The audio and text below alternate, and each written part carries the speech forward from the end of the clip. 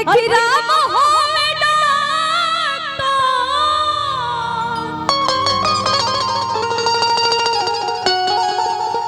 कि राम हो अरे कि नाम हो दवाई बाकी कहे के बा अरे कि पीलो पीलो कर जाऊ अरे कि तोर दियो नया कलाकार तो रोज रुपया पैसा कमा ला लेकिन जहाँ पब्लिक कमा लेला ना वह सबसे बड़ कलाकार होला। तो हम जान के मीठा मीठा ताली के स्वाद साथ देवे के बा और ई ढेर बरियारी ना कहे के बा अरे कि राम हो अरे तो नाम हो दवाई अब पीलो पीलो ये कर जाऊ दर्दियो नया पीलो पीलो ये कर जाऊ दर्दियो नया राम हो राम हो नाम हो दवाई तो पीलो पीलो ये कर जाऊ दर्दियो नया तो पीलो पीलो ये कर जाऊ दर्दियो नया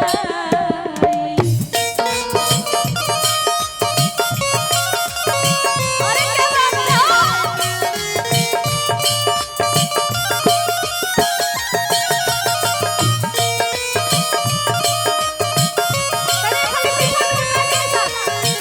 सब कुछ सुन रखा पीलो पीलो ये कर जाऊ दर्दियो नया पीलो पीलो ये देखो ई कुल गीतिया है कुल चर्चा के बुझाई बाप रे बाप हरि जी बास जी कचहरी शिव मंदिर की तरफ से बहुत पुरस्कार बा यथा जो शिष्टाचार बा बाकी कहे के बा सूरदास पियले कबीर दास पियले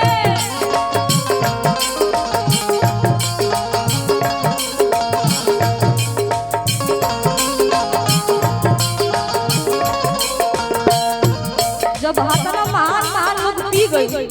तो हमें ये सब कुछ मानो के का औकात बा जतना लोग तो खाली खाली खपरी बजा के धीरे धीरे साथ कहे के बा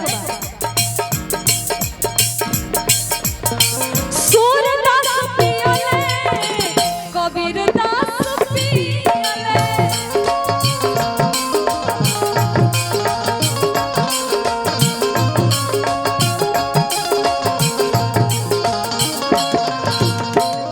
और के पियले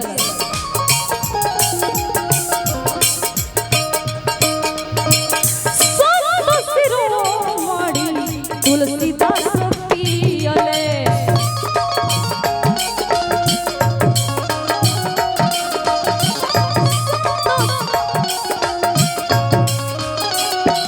बाकी हलो के बाद तीनों लोग के मालिक कैसे पियले हरे की भोला बाबा पी गईले